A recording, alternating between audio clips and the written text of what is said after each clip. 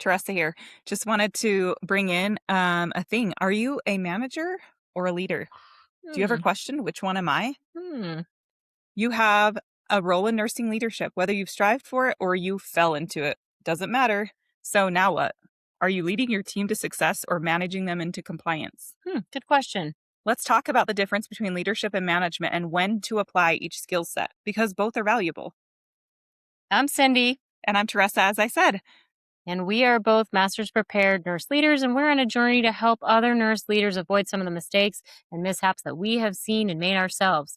We believe in elevating nurse leaders to create dynamic and high performing and cohesive teams that will lead to improved patient outcomes and happier staff. So, why does this matter? What doesn't matter?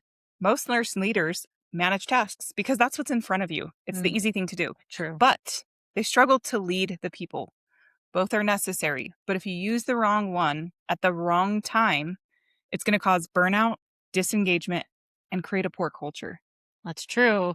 So, what a manager does is a manager equals structure, consistency, and accountability. So, a manager is going to be in charge of staffing and assignments, policies and compliance, productivity and metrics and audits, and corrective action. And I'm sorry to tell you guys, but AI can do that now. So, if you are just being a manager, you may want to rethink how you're doing that because it's not going to be great job longevity for you. Right. And what a leader does is influence, connection, and direction. So a leader is going to coach the staff so that policies and compliance naturally happen. Mm-hmm. They're going to support growth so that productivity, metrics, and audits are in alignment, Mm-hmm. that whatever that looks like, it's good, and build trust while navigating change, which is going to reduce the need to deal with your corrective actions. Mm-hmm. So, again, you're going to need both. And what's the problem with this? Well, why do many leaders default to doing management only? I mean, Maybe is it because it feels safer, it's measurable, it's what organizations push, or is it because when you were a bedside nurse and you were a type A get shit done nurse, that's what you know how to do and that's what you're doing now as a manager? Well, guess what? That skill doesn't work as well in management. It's great as a bedside nurse, but now you got to learn a new skill set because that skill set is not what they say, what got you here won't get you there. Ain't that the truth? you got it.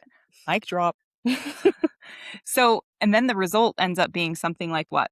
Well, the staff feel like I'm just a number. No one actually sees me. My manager only cares about the metrics. They only care about what executive leadership team says, and they don't actually care about me.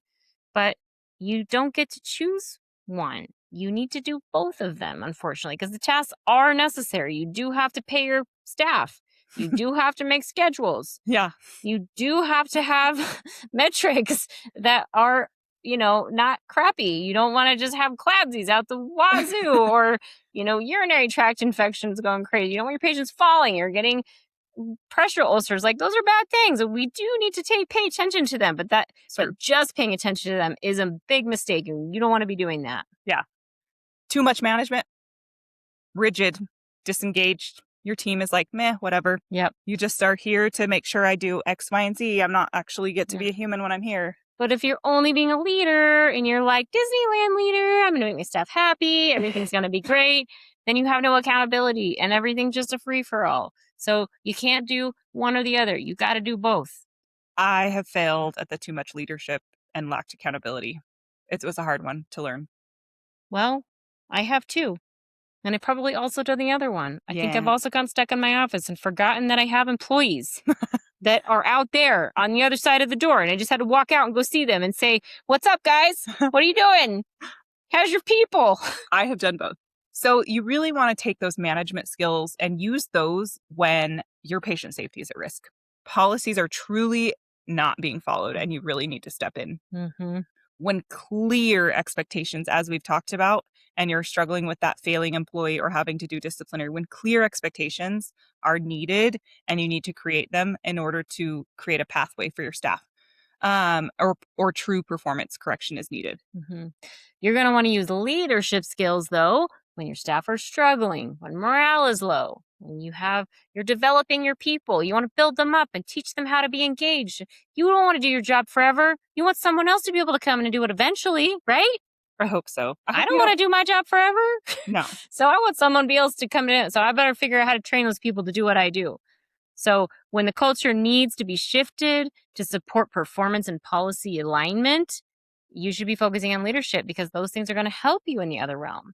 Or you need engagement, not just compliance. You want your staff to actually want to do better. You want them to feel prideful at work. You want them to feel happy that they're showing up and say, our unit is amazing. And we take the best damn care of our patients. And you want them to feel that. You don't want them to just come and say, well, I'm just getting paid to be here. So I'm just going to check all the boxes, do all the things.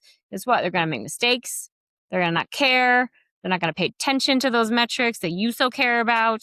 And things are not going to go very well for you. And you're going to end up with a lot more work than you started out with. And that is going to be bad for you. Right.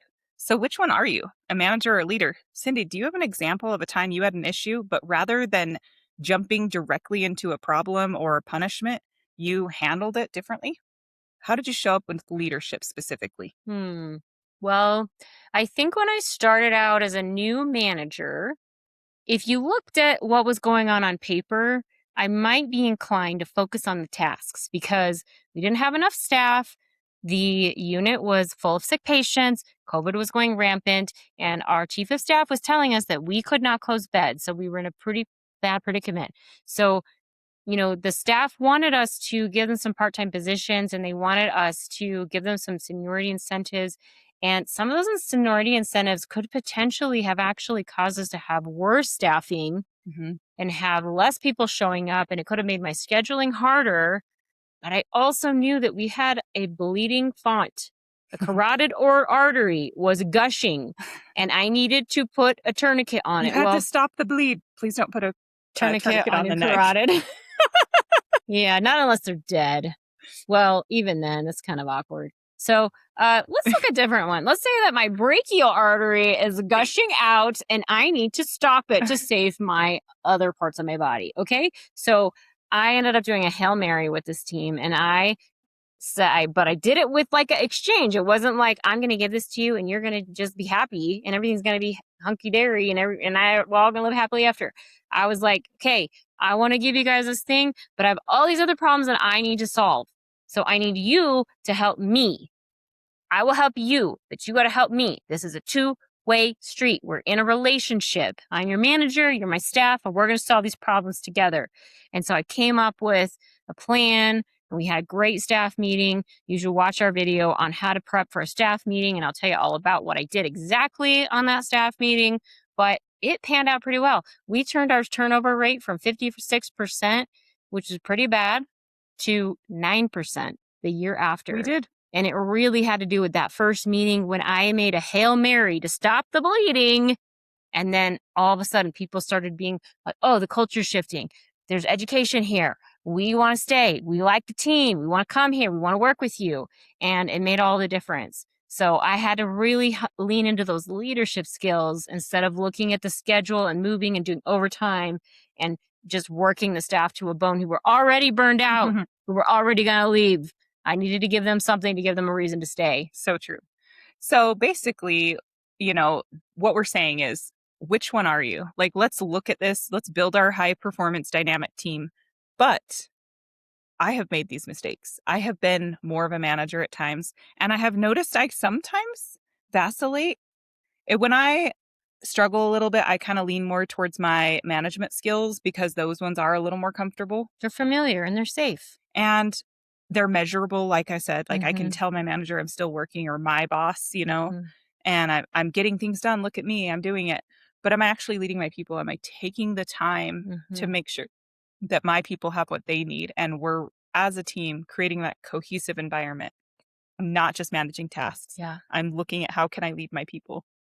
Yeah. And when I went into a higher level of leadership and I took a director position, now I'm another layer away from the frontline staff.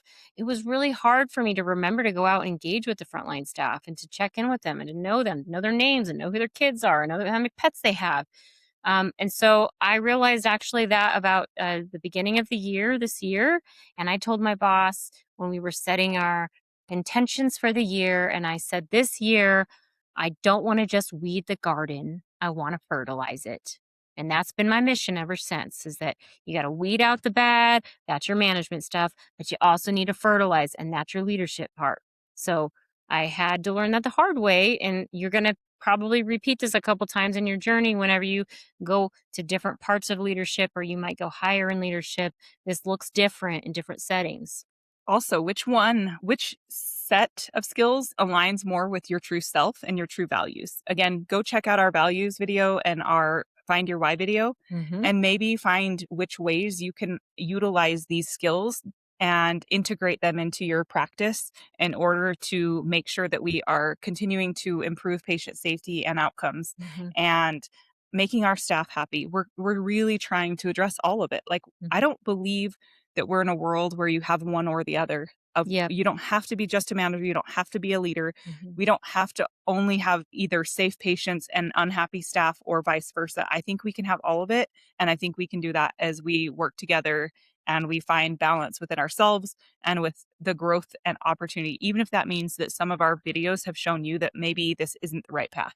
Yep, exactly. We support you. So remember, when you're trying to build a high performing team, you can't just manage tasks and you can't just lead. You have to do both. There's a balance, because people who stay in positions, they don't stay because of the policies, and they don't stay because of the metrics. They stay because of how you make them feel when they come to work. It's true. There's a lot of people that will say people don't leave jobs, they leave managers. And that's partially true, but it's also really, it's about how do they feel when they show up to work? Yeah. Do they feel important? Do they feel like they're part of this team?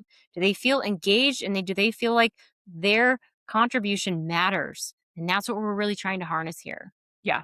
So thank you, Dumpster Fire friends, for visiting and watching our video today. Again, we have multiple videos. If you're struggling or having a hard time, check them out. We got a couple. We have some mistakes. We have questions. Mm-hmm. And misconceptions too. So, visit. If you have thoughts or ideas, send them our way, and keep tuning in. And don't forget to subscribe so you don't miss another video. We got lots of good stuff to share with you guys.